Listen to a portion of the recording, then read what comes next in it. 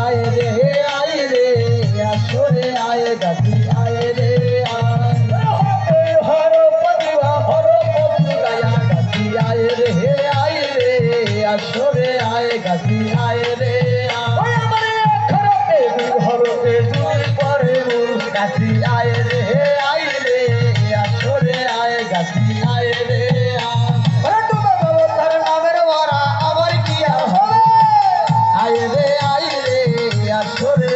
গাছি আয় রে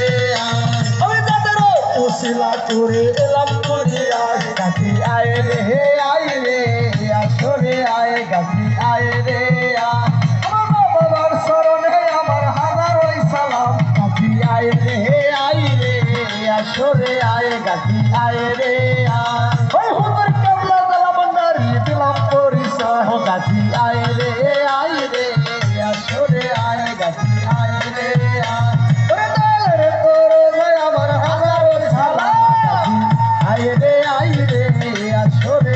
গাছি আয় রে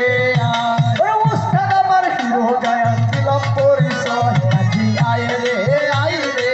আসরে আয় গাছি আয় রে উস্তাদের চরণে আমার হাজার সালাম গাছি আয় রে আসরে আয় গাছি আয় রে নামটি আমার মিলনে গায়ন দিলাম পরিচয় গাছি আয় রে আসরে আয় গাছি আয় রে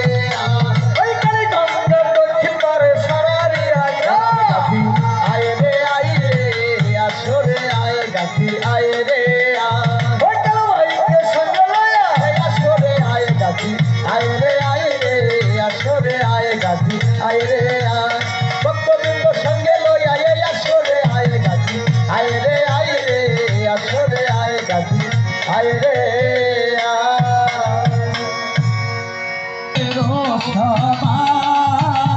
আরে পারো করো না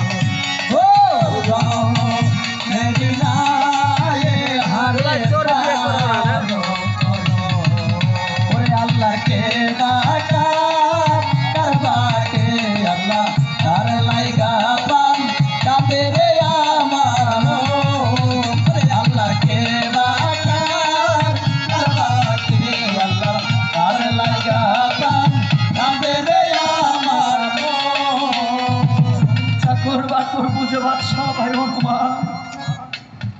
রায়তগণকে বুঝে বাদশাহ আপন সে আপন পুত্রের সমান কালো গাজী আসি মহা যদি আমরা এই দুনিয়ায় না আসতাম তাহলে দয়ালে কালো গাজীর নাম কখনো প্রকাশ হতো তাই মা আমার এই প্রিয় মুর্শিদে দয়াল কালো বলেছিল আমরা এই দুটি ভাই দয়াল কালো এবং গাজী আপনার দুটা ভাই মা এই পৃথিবীর বুকে আমরা দুটি ভাই জাহিরি বদলের খেলাটা খেলতে চাই সেদিনই কালো এবং গাজী বৃক্ষের নিচে বসিয়া বলেছিল ও ভাই কালো গুরু গুরু বলে আমার হতন হয়ে গেল সেতহনের গুরুর সঙ্গে আমার না দেখা হল কেন বলেছে ভাই গাজী আমার ভাই দেখি গুরু বদনের কথা মুখে বলেছে তাই সেদিনের পিতা শাহাজি কান্দার বলেছে বাবা গাজী আমি এই পৃথিবীর বুকে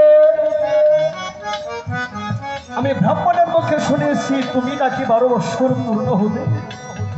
আমার গৃহে তুমি গাজী থাকবে না তাই তোমাকে আমি 5টা পরীক্ষা দেয়া আমি তোমাকে পরীক্ষা করতে চাই প্রথম পরীক্ষা হলো 80 মণ শিলা পাথর গাজী তোমার মুখে বেঁধে